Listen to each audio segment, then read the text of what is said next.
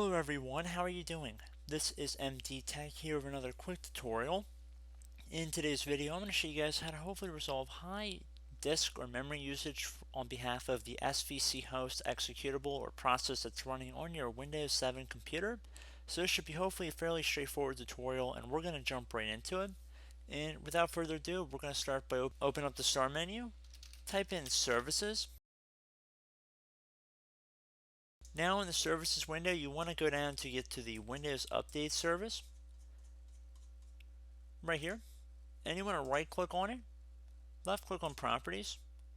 Underneath Startup Type in this drop down menu, you want to select it and set it to Manual, and then click on Apply and OK. Now this means that you will have to manually go check for updates every once in a while through Windows Update.